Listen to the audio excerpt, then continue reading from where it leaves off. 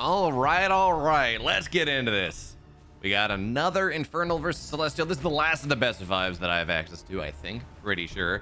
So I'm going to have probably one more video tomorrow from the Frigate playtest, and then I'm out of content. It's unfortunate. It is what it is. But we're going to enjoy what we have as we get started here. Of course, Broken Crown Hinterlands.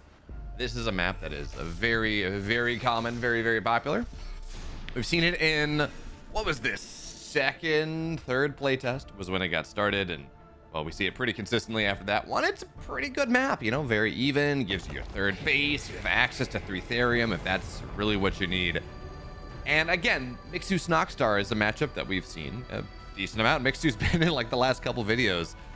Because while he's not the best player in Stormgate, that is parting without a shadow of a doubt. And while he's not even necessarily top 10 on ladder, that's not necessarily because he's bad, just maybe because he didn't ladder as much as others. But he certainly does very well in these Alpha Navigator Cups, and that's kind of what's important. So as we take a look at things, again, there are some common builds we see in Vanguards versus Infernals in the state of the current meta. We see these kind of one base Vulcan central command pulls where you pull a couple mobs, they repair the Vulcan, they shred everything. We see these 1.5 base to 2 base mass promoted hedgehog plays. And it's been a subject of intense debate, both as I'm talking about it and as we see people in the YouTube comments talking about the promotion technique, right? Or the promotion top bar ability, or you're able to go and give what's it? I think it's like 1,000 XP. So give a unit 2 levels, and then you cast it again. They get up to level 3, and it is very powerful, especially as you start to get the Vulcans up to level 3 and things like that. So we're gonna keep an eye on that. Seeing, of course, Mixu take the Therium as quick as possible tells us, yeah, probably this is gonna be central command. We're not there yet. It's still on a command post. And we don't see it researching just yet. But there we go. Central command's on the way. You can see that red light flashing. It says, hey, there's an upgrade on the way. Something is happening on the way. And that's, of course, going to be tier 2. That's going to unlock anything you could possibly want. Mixu, obviously, of course, he's banking energy for this. Because, well, he wants that. Exactly what's going to happen right there. A bunch of scouts are going to get promoted. Lancer as well. This early game map control is untouchable for Snoxtar at the moment. So Snoxtar, he's going to have to play back at home, play defensively. This is just how this matchup goes. Mech Bay on the way. This is just how this matchup goes. And for Snoxtar now, it's all about buying the time required to get his third base, to get to tier 2 tech, to get into maybe some Weavers. Weavers are actually really good against a lot of what the Vanguard players tend to go for with these hedgehogs and Vulcans and things. Weavers do a very nice job against that.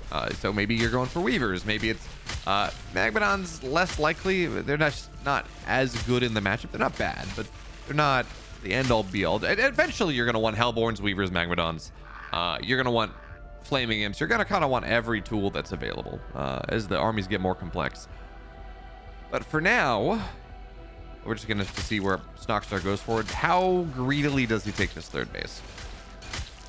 Because remember, and one of the reasons, by the way, that this promotion ability is so, I don't want to call it broken, because, I mean, look, it's a playtest. Nothing is, I mean, I guess they're making everything broken because they want things to get tested, which is totally fine. We've had a bunch of broken Jagged Maw exist on the map pool for like 2 weeks in Frigate, and that is the worst map that we've ever seen through multiple playtests, but Frost Giant wanted to test the ideas out, and that's totally fair. But anyway, one of the reasons that promotion is as strong as it is because you can go this one base setup is nice. Oh, he didn't see the Vulcan. He might have seen it off the AoE of the vision of the Bob. I don't remember how big that is, but don't know if he knows about the. Don't know if he knows that there's a Vulcan or not, because again, a lot of the problems have very much been, as we're gonna have to see. Yeah, that third base, that was a thought. Yeah, it's gonna take a moment. So the scouts run in. We're gonna see Troutstone. Yeah, they're just gonna get canceled, but this imp is dead. Okay, so that's not great. We're gonna see this Vulcan low ground idea with yeah, they're gonna shoot up on the high ground. I'm actually not. Oh, okay, there we go. There's a scout that has the howl on. I was gonna say, I'm not sure what's giving this high ground vision. But you can just go, and especially with the number of scouts that exist, there are a ton of them. Now, that's the answer we're looking for, right? We talked about how good Vulcans are. He's going to try to dash onto the low ground, and he will be able to do so, but still, oh, he's stuck in the terrain. That's unfortunate. So for now, that first Vulcan denies mining for just a little bit, got like an imp or two, but the Weaver pops out, the money's there, and, well, the Vulcan doesn't quite find its way to the low ground. He gets stuck in the middle zone, and that means that this first attack out of Mixu didn't get a lot done. But again, remember, a couple points. The reason why this promotion ability is so strong right now is twofold. First of all, it's a lot of XP. Level 3 is really powerful. But also, you can go one base and not be too economically hindered because you can power build. You can overcharge power build and get your natural done nearly instantaneously. And it's really, really, like, it speeds you up quite a bit, gets you back into the game. And that's thing one, is we're going to see this happen again. Part two, because of promotion, you get so much map control. So you're mining an extra, or from the double Luminite camps, you're mining, or you're generating an extra 12 something Luminite a tick at level 1. You're getting an extra, like, no, it's more than that, but it's an extra, maybe it's like an extra 20 Luminite, 12 Therium from getting double camps. And that's a 40 Therium per tick, or that's a 40 Luminite, a 20 Therium per tick differential there. So you're mining, even though you're mining less, quote unquote, you are in fact going and you are getting more out of the map, or at least equal. Oh no, it is 12. Okay, so 24 differential on Luminite. I could have sworn you got more Luminite than you did Therium, but anyway, you're getting a lot. You're getting a couple extra workers from these camps. It does make a big difference, as we're going to see the scout abducted, jumped in, but there are more scouts that came from getting on top of the mine here. And oh, big shots on the Atlas. Only one shot for now, but all these imps are very softened up. And remember, there's no innate healing. This is not Zerg. Your units take damage, they are damaged. So Mixu, yes, one base, very slow. Natural though, or yeah, natural, very slow. Third base done faster than Snoxtar's. Fourth base started and completed faster than Snoxtar's. So yeah, you know, sure, Mixu, oh, okay, he's only power building. He's not power building, I guess, as we're going to see the Atlases pop up. They're going to try to kill as much static defense as possible. And, well, I love Dropper Lords. I think it's super cool, as we're going to see these Hexen try to drop the Miasma, but they're just poorly placed. So I love Dropper Atlas. I think it's super cool to see this skill expression. I do look forward to the day when there is a better solution, and it looks like for now the answer is a single Spriggan. But Sky Mines. Evacs are going to drop the Sky Mines. It's like, well, okay, you can't chase us now. Have fun. And we're going to, of course, have the Hedgehog as well, so there's a bit of an extra opportunity there for anti-air. Now Sentinels on the map as well. This is a very high-tech army for how early we are into this game. This Atlas Siege is just untouchable, and these Sentinels as well, they do a lot. They lock down the Weaver that's in the middle of the map here, so it's not going to be able to get the damage done. Eventually it's going to pop out, but by then, well, we're going to see theoretically some problems. But for now, it's a ton of Roost getting added in, some Gaunts, some Hexens, the Abduct there, and the Hedgehog's going to knock that down. And it seems like Snoxtar should theoretically have enough. The Miasma goes down, which, by the way, remember, not only does that infest things, it makes everything that's infested within that zone take 10x more damage. So it is a massive bit of kit that you have access to. But now we're going to see Exos hit the field to deal with this Spriggan, and the game goes back. And I mean, we're just seeing this. This is where the game gets interesting. I think this matchup is probably going to be very balanced once Infernals are able to play on the map a little bit in the early game, because right now it's you fall so far behind economically just because you can't have much of the map. And remember, Mixu's on 4 bases, Snoxtar's on 3, so even as we're taking a look at this setup, and it's a really cool engagement. Unfortunately, the economy of Snoxtar is so far behind that he has to trade incredibly well, and he can't. The tech, and part of this is just that, hey, the state of the development. I'm not blaming this. I'm not getting mad about this. But one of the things that we're looking at is due to this state of the pace of development. The tech is a little bit more developed for Vanguard than it is for Infernals at the moment, which does mean that,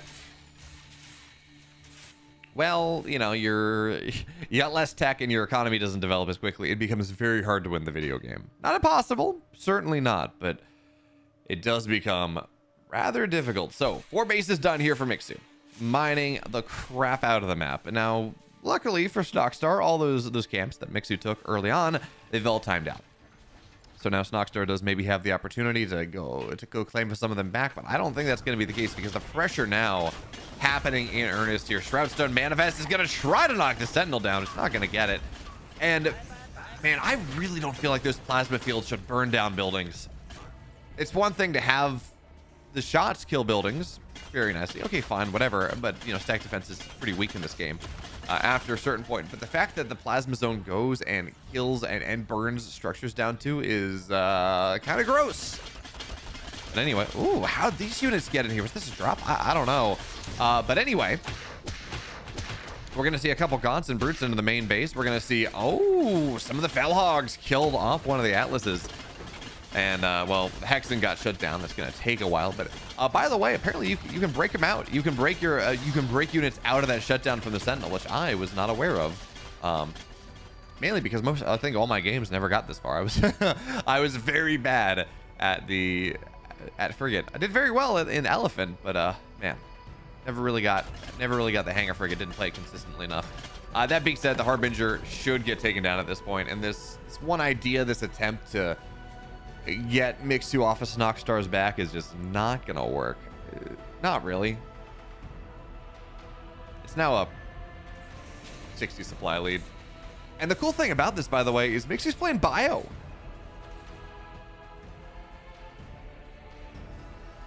Mixu's playing bio. Generally, we see this kind of transition into mech, whatever. Haven't seen a lot of bio in this matchup because the mass promotion spam is just generally a little bit stronger, and we're going to go for that. But for now, Hellborns are starting to get added in. Spriggans for the anti-air. But yeah, Snoxtar's very dead. He's incredibly dead. In game one, well, goes the way of Mixu. And now it's game two, Secluded Grove. YOLO. You know what this is. You all know what this is like. You know what this map is. Secluded Grove. Map number 2. And in this one, well, again, this is a setup. We always talk about this. It's got two things. First of all, there are a bunch of flowers on the map that you're trying to kill off, specifically as the scout player, as the Vanguard player, because you just have more map control and you have that mobility. So you're trying to kill off these resource flowers. That's number one. Number 2 is the central base with all the Luminite, the crazy amount of Luminite, the Therium. If you can hold on to that one, it's rather good.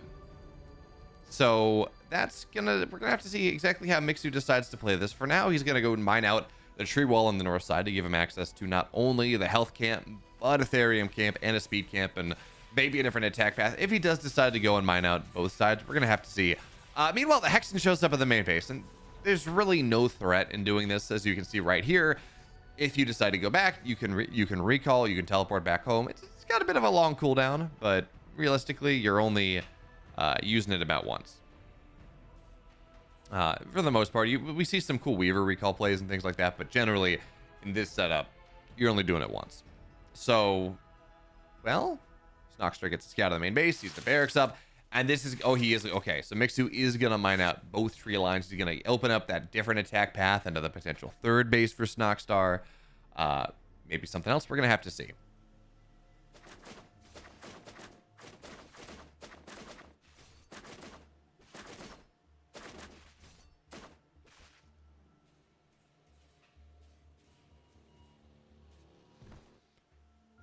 So for now, did you do anything else? Do we see some weird sentry post play with the Bob here? I could see that happening. Again, Buzzsaw turret early on is really strong. You can sell any building that a Vanguard has for 100% of its cost. Actually, it was really funny.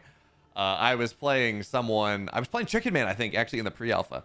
And at that time, you could sell literally any unit. And this includes, by the way, your command post. So I don't think it's, if I remember right, I don't think selling something is cancelable, and I don't think it was back then. So I convinced Chicken Man to sell his main command post, and he immediately lost the game. It was great. Easiest win of my life.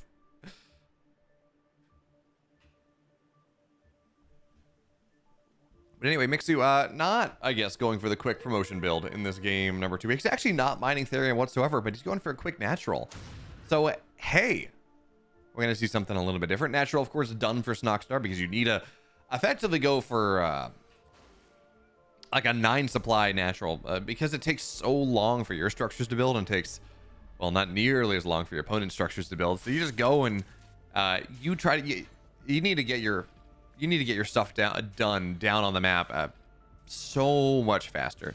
But by the way, notice Mixu, this was a expand build, right? He got his natural first, but because I think he mined a little bit of therium early on, maybe, but primarily because he got these creep camps that have therium, that are giving him therium, and because he knocked down the therium little bubbles we can see right there on the bottom side. It's gonna, yeah, there we go.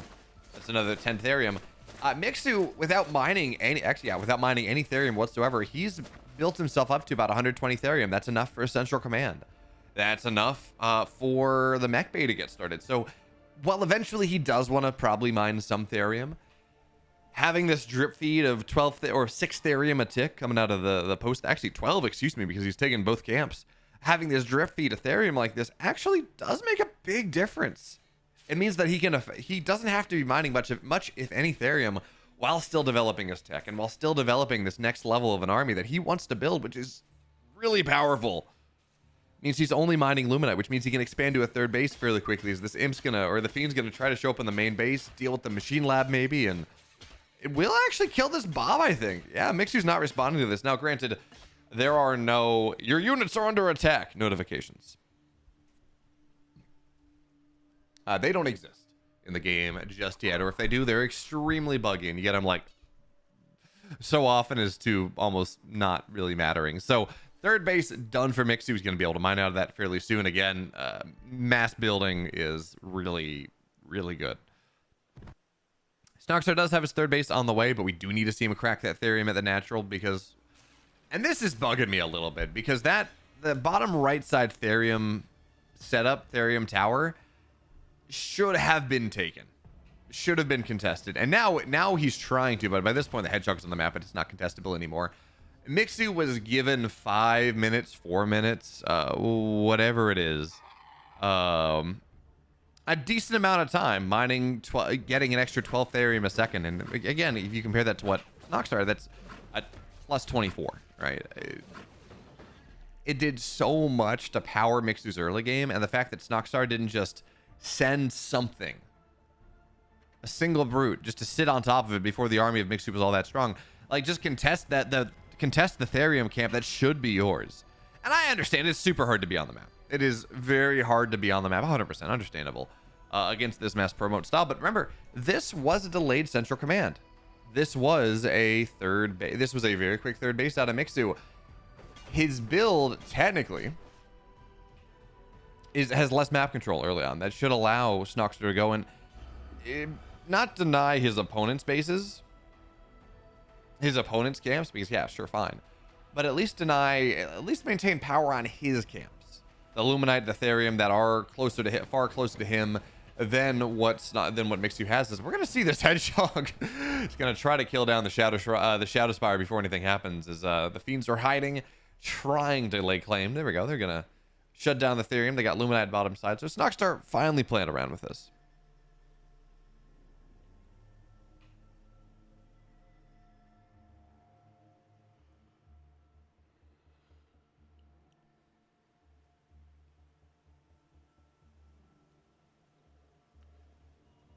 So now we're on 3 bases. I wouldn't necessarily be surprised to see Mixu try to take a 4th base relatively quickly. Certainly exposing the therium is a nice deal, and you're gonna get the last of those Luminite flowers. But Mixu, this has been a pretty uninteractive game. This has been just 2 players powering for the most part, and given the meta, given the tools available to Vanguard, if 2 players are just powering up and try to find whatever they can find, I really prefer the Vanguard player that's been able to power up for 6 minutes compared to the Infernal player that's been able to power up for 6 or 7 minutes, because, well, you got promoted Atlas, you got Evacs, you got promoted Hedgehogs, you have a bunch of power units that all of a sudden are available on the map that are just not really there for Snoxtar. I'm not sure what he has, but certainly just because of how the eco scales. And again, part of this is something that Snoxtar should have contested.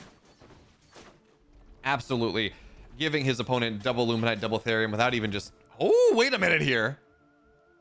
That was even before the Shadow Flyers.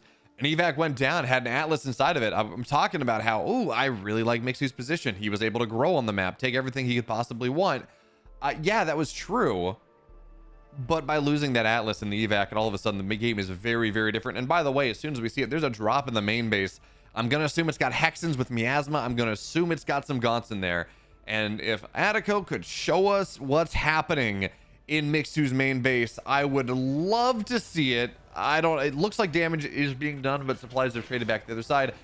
Now we can see what's happening. It seems like everything has retreated away. The damage is complete. I have no idea how much damage was done. Maybe... I don't see any bobs at the... Yeah, it looks like he got the entire Luminite. No, he got like half the Luminite line. All right. And now fourth base is done. Now the fourth base is done from Snoxtar. So, again, economy developing that much quicker. And, well, now the question is whether he can defend it. Because, yes, he has gone and he has gotten his economy set up just a little bit faster than what Mixu did. Again, the third base for Mixu, much better time, but the fourth base a little bit faster. But now that you got this set up, can you hold it? There are a ton of venom traps on the map. That actually makes a pretty significant difference. That makes it very hard for this Lancer Exo. By the way, I can't wait until we get the new Exo model in the game. Of course, this was on Frigate before the Exo rework, so it wasn't really there. But man, they put a video up on Instagram yesterday that had the co-op music, which by the way slaps. It's really good. But it had the new X in the game actually playing, the new Exo in the game playing, and it looked really good. Meanwhile, drop on the fourth base. The Attico is going to show us that one. Miasma goes down, so lots of damage being done here. This should be a cancel on this fourth base of Mixu, and he's going to rotate his entire army back home to defend it, which means that the fourth base of Snoxtar is able to establish even more. The base is dead. The anti-air volleys, hedgehogs. Oh, they're so strong. Oh, they hurt so much. But the Harbinger will be okay for now. And we're going to see another evac go down as well. So Mixu's just kind of bleeding units out. It really does feel like Snoxtar. A lot of these wins that we're seeing, a lot of these things that Snoxtar is able to accomplish are as much Mixu making mistakes as it is Snoxtar doing something. That's not taking anything from Snoxtar, obviously. But it's as much mistakes as it is positive play. So Snoxtar for now, though, he does deny the fourth base. We're going to see, well, a shot goes off from the Atlas. But not much more than that. Shadow Flyers are going to go down here as we start to see the engage happen in real time. Now, there's no miasma available. Or, like, there is. I guess it's this Atlas. Ooh, stays alive just barely.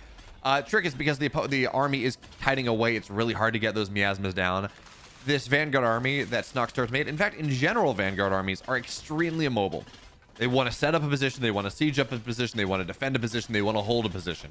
Trying to attack into this quick Vanguard army like this, when you got quick draw hustle, so the more the Exos fire, the faster they fight. These Exo or the Hedgehogs are super fast. Lancers, they don't have the upgrade right now, but eventually, when they take damage, they move faster. All of this stuff is intensely kiteable. So that makes it very hard for, say, an Infernal player to chase things down, an Infernal player to take these long, protracted fights. And that's why a good Vanguard player is going to go and they're going to set themselves up for position. And then they're going to slowly give that position away as they go and kite backwards and take advantage of that extreme mobility that they have and their opponent doesn't. And for now, so we are seeing Venom Traps go down. Unfortunately, Shadow Flyer sacrifices itself on a sky mine. Not anything particularly useful. That's a pretty significant waste of Therium, unfortunately. Now we're going to see this drop going in once again. And Snoxtar wants to take this base. This is 2 bases for the price of 1. This is super valuable if he can hold on to it. So we're going to see Shroudstone Manifestation, Hellborn fighting from very far away, Miasma in the choke. But the problem, as always, and certainly here, is the Atlas. Because that can target these Hexen down. That can do so much here. And it really is uncountable. We need some more Shadow Flyers. But even then, the Shadow Flyers running in are not the best way to get damage done because there's so many Exos on the ground that it makes it very hard to go and get anything done with this. Now, we will see this weird Harbinger drop. Because it's a Hexen, a Harbinger, and a Hellborn. And that's a ton of gas available. And the Harbinger's dead too. Hellborn's not doing a lot either. Yes, we did see the Venom Trap go down and does some damage to the Exos, but not a ton. Snoxtar sends a bunch of fiends north side. Sees if maybe he can go try to take down this setup. But with the hedgehogs as they are and the lancers as they are, I don't think these fiends kill anything, actually.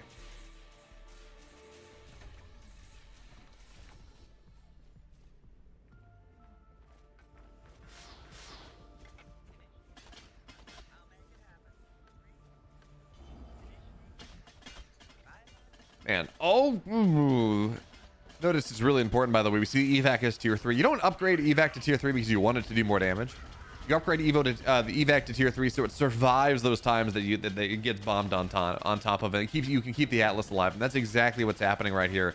Snoxtar again losing a lot of his army as it was caught out. We see, man, the power of the Sentinels with that lockdown is so important. It just says, yes, these important units, these harbingers, these weavers, these hellborn, these power units that you're building, Snoxtar, you're not allowed to actually use them.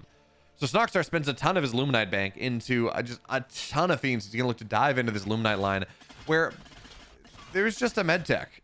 That bunker doesn't do any damage. It heals things, but there are so many fiends at this point that is not really gonna work. So fiends, while yeah, they do minimal damage to a bunch of these army units, they do shred buildings. And they do a fairly nice job of that. Now Snoxtar, this is, I don't know, 20 fiends, 18 fiends. That's 6 that's 900 minerals, right? That's six fruits.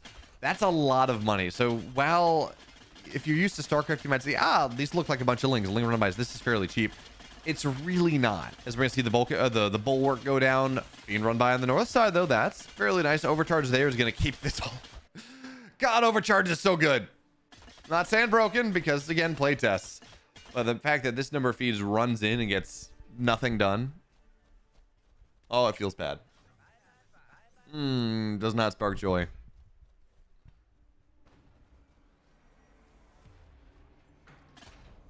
But okay, so the dragon is out, and of course the Flayed dragon gives you a couple things. So you can see in the bottom right what it does, but it can spew infest over an area. It can suck up all the infest that all the units have in the area to do instant damage and give itself a bunch of white health. And it means that any units or any fiends that spawn from infest, twice the number would spawn. So if you would get 1 from an infested target dying, instead you're gonna get 2.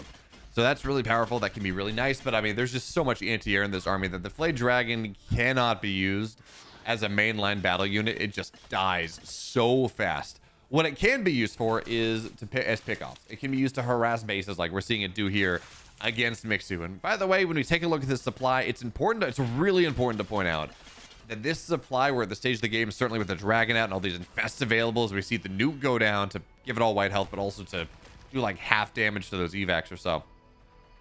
A lot of this supply is a lie. This is fake.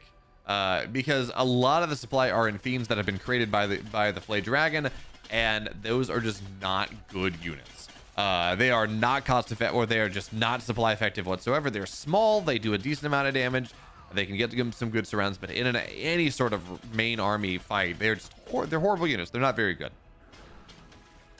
So the supply is not 100% a lie, especially now that the economy is very bad for Mixu.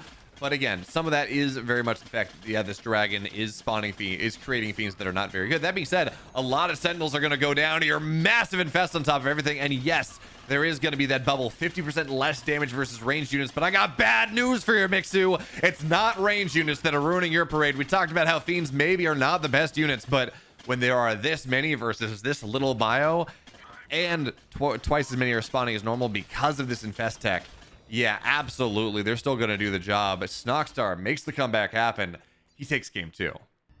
We're all tied up in game number 3. Isla Dread, a map that I certainly dread because it is big, it is wide, there's no obvious way to expand, and there are like 5 attack paths. So your army splits have to be really good to make sure you don't fall victim to a scout run by in your main base when you are elsewhere on the map. These are all very important things. So, sorry about that. Checking the volume.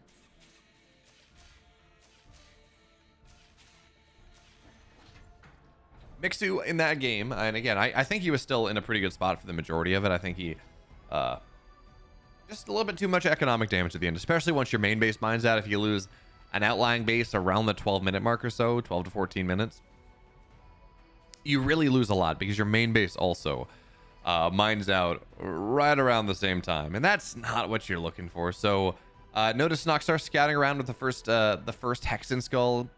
Wants to see, did my opponent go for a really quick double Luminite expand? Is that what he's going for? What's his Therium timing?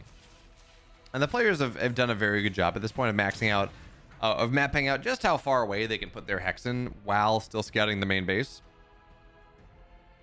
Which is pretty important, because what that means is you can go and say, well, first of all, the Hexen is less exposed, but also it means you can kind of pull it back fairly quickly and go for something like this, which is getting your Fiend out with a second skull, taking the Therium camp, using this early game unit just, again, to optimize how much you get on the map early on. And getting these early Therium camps is super important. Certainly, at the very least, you're denying it from your opponent.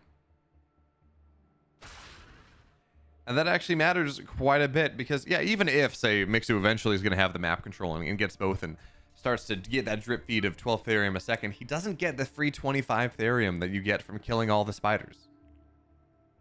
And that by itself is value. That's a 50 Luminite swing, technically. So Snoxtar, again, he's getting the drip feed. We're seeing him increase by 6 every... Is that every second? 3 1,000, 4 1,000, 5 1,000, 6 1,000. So is it 1 per second? It's effectively 1 per second every 6 seconds. So 6 per 6 seconds. I thought it takes faster than that actually. But anyway, we're gonna see that start to take natural on the way from Snoxtar on the Therium base. You can either take double Luminite or you can take Therium. And generally, we see Vanguard players take double Luminite because they don't really need Therium as much. They can get everything they need from these towers early on. We see, of course, you need Therium. As an Infernal player, you cannot play this game without it. So, actually going to see this pretty hotly contested. Infest goes down from the skull of whatever it's called. But these are level 4, these are level 3 scouts. They will annihilate these fiends that have shown up on the map. So, yeah, at this point, the Therium deposit, whatever you want to call it, is gone. But Snoxtar he's developed a ton of Therium for himself. 250 Therium this early on means he's going to have a lot of tech available. He's actually doing a really nice job, even if Mixu isn't necessarily mining or gathering resources from this setup. At the very least, Snoxtar is denying him from that. So, you know, it's not 2-0, it's 1-0, which is a little bit more manageable. That being said, scouts are going to get on top of the Hexen. They're going to get on top of the Gaunts. They're going to get on top of... I mean, they can surround the Brutes if they want to, but they're just going to run right on by, dive into the main base maybe. And this is why it's really hard to contest things on the map. Yeah. It may seem wild, but I feel like it's almost worth it to just drop a tower on that left side because that camp is so close and because it's so important.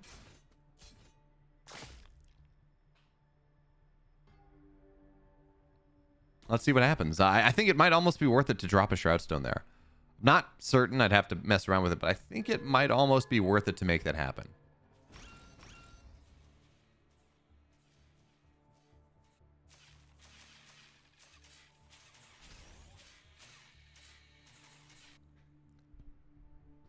So behind this, we did see Mixu. He didn't take the double Luminite base. He took the double Therium. Scouts diving these Gaunts, which again, that's the important thing. Brutes are A, bad units, and B, they're Therium or they're Luminite only. The Therium units are generally what matters in the course of this game. So they dive on, kill the Gaunts. Brute still stays alive, but you're not killing Brutes with this anyways. So that's fine. Behind this, what do we have? Did we see... Where's their tech? Okay, so Machine Lab, Mech Bay done, Machine Lab done. This should be a Vulcan. Likely, this feels like a Vulcan push coming out of Mixu. Could be those Atlas drops that we saw, but we don't... well, actually, there was a structure going down that could have been a hangar. Ooh, look at this, though. Okay, so that structure that I thought I saw going down was canceled, I guess. Unless it was it made the main base? Anyway, so for now, Mixu, he's got this setup here. We got something going down. There's the hangar base, so this will be Atlas drops after all. And we got a version of the pimp bus going across for Snoxtar. He's got a couple imps. I'm assuming he's got Flame On with this. He's got kitchen sink, everything else he can find. He's going to go try to break down Mixu before things properly get started. Third base on the way for Mixu, but he has no idea this is on the way. all of his production's on the right side, all of his production's in the natural, all of his tech's in the natural.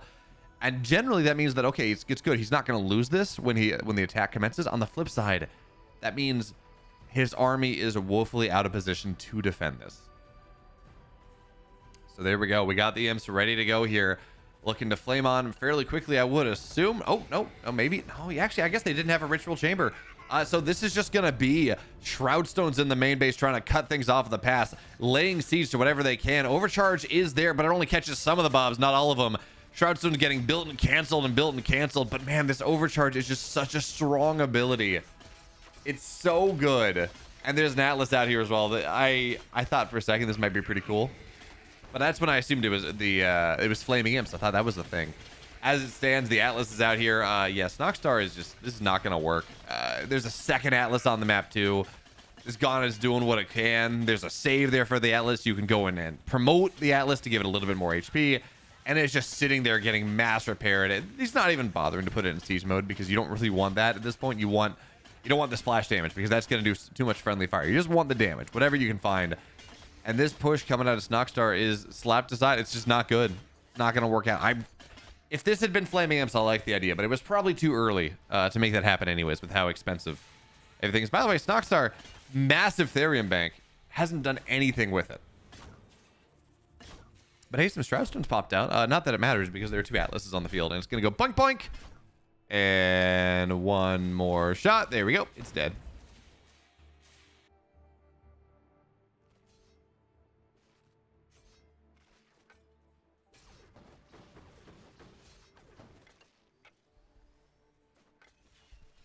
So at this point, Snoxtar, he's still trying to play this game, but I don't really know that he's going to be able to. He's got... I wonder if he thinks that he's like, okay, I don't want to play this late, so... Yeah, he's dead. Anyways, we're going to go to game 4. As we get into game 4 here, maybe the last game of this series, unless Snoxtar can make something happen. I'd like to remind you all that if you like what I do, I got like one more day of Stormgate content, as I was saying, but hopefully we'll have more stuff in the future as more replays are available. That being said, if you like what I do and you want more Stormgate content, especially after early access starts July 30th, maybe I might get access a little early. I don't know. But anyways, if you want access to that, if you want more Stormgate content, you want StarCraft content, other things as they happen, go hit the sub button here on YouTube. Go follow me on Twitch. If you want to go sub to me on Twitch, that's a great way to support me as well. I really appreciate it. But go do those things because there's more where this came from. Certainly. For now, though, it's another day. It's another map. It's a 4-player map, randomized positions, vertical spawns. And because of how the vertical spawn sets up, by the way, the natural of Mixu is much further away. So while this is not horizontal, this is not diagonal spawns in terms of really making aggressive options hard, it is not... It's one of the slower paths, right? Because the natural of Mixu is on the bottom side of the map. You kind of got to go down and around rather than kind of going straight up and around. I guess technically they're all the same distance, but really what we're looking at is in terms of kind of where you build your production. For now, though, it's a full wall into the main base from Snoxtar. He's going to take his natural at the natural, a little bit recessed, so it's a little bit harder to attack from the front. And what surprises me, and I guess it shouldn't, I know some Infernal players were actually taking the pocket, the corner base, the one with Therium in it as their natural, and then kind of taking this high ground base as the third, because Therium and a lot of builds can be just oh so very important, especially on this map where there are no Therium camps. And in general, well, I guess maybe you want to, there's the argument that you want the Therium to enrich anyways, and that's fine. But anyway, the problem with this map, not the problem, the challenge with this map, because every map should provide challenges to your opponents. The challenge with this map is that there are 2 Therium patches at each corners of the map, the main base and the third, that each potential spawning point has. And that's it until you try to take the center of the map. And then there are, what is that, 8, 10, 12 Therium patches in the center of the map. But holding on to those and mining out of those, especially as an Infernal player, is really hard. You don't have a Therium refinery you can drop down. You gotta commit a full shrine to make that happen. So for now, we're gonna see 4 or 5 scouts get all promoted here. Speed camp goes down, and Mixu with the first 5 minutes of this game, he's gonna spend the time. He's gonna satisfy himself by just sweeping the map, taking all the stuff, getting a ton of money. And for now, so here's the big thing. There are 4 Luminite camps on this map. All right, because there are 4 bases. Makes sense. 1 for each base player. He's just going to take all 4. Oh, man. That is 48 Luminite per minute. Extra, or 48 per tick. Extra Luminite per tick being generated by Mixu here. So I guess that's 6 per second. I mean, it's not 48. Yeah, well, wait. 48 delta, 24 in total, 24 plus. So, you know, don't do math in the morning, kids. It's not fun. That being said, so it's a lot of money here that Mixu's getting. Extra 2 scouts are going to dive in. They're going to find themselves an imp, and because of how the economy scales, well, even getting a single imp matters quite a bit, especially because Infernals, they were nerfed in Frigate on multiple axes, but one of them, they start with 3 less workers than any of the other factions do because they have that Hellspawn Resurgence. And, you know, Hellspawn Resurgence is really good. It still makes life a little complicated to have your economy slowed down by that much. And, again, there are multiple reasons why this promote ability is so strong. But, again, part of it is that it gives you this ability to scale your economy in a way that Celestials and Infernals don't really have access to at the moment. Not impossible, but it is difficult.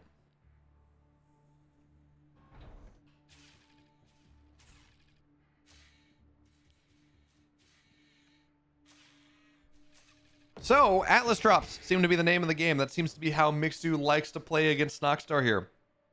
Machine Lab's done, so that should be a hanger on the way after that one. We should see an Atlas getting made.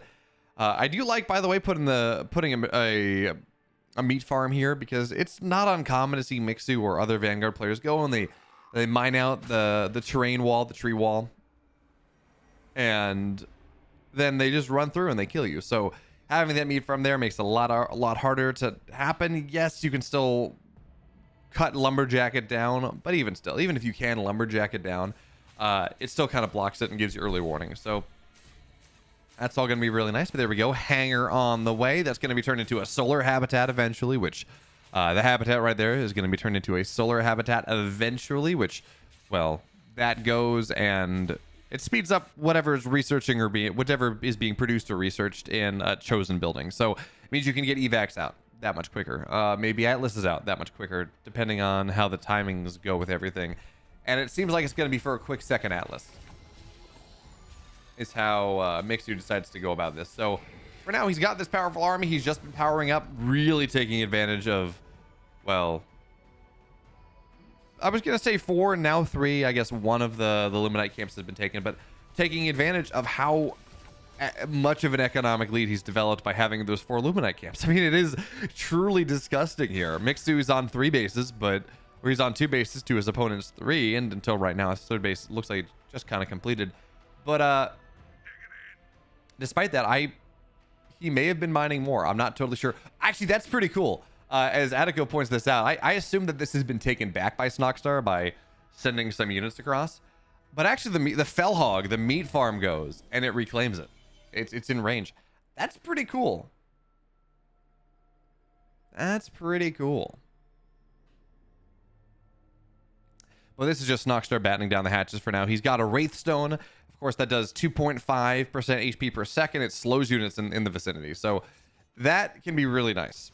You Shroudstones, you get Wraithstones. It's going to be very difficult to fight under the aegis of those structures. But the problem, as it always is that these Atlases, they 3-shot Shroudstones. They 4-shot Shroudstones. Something like that.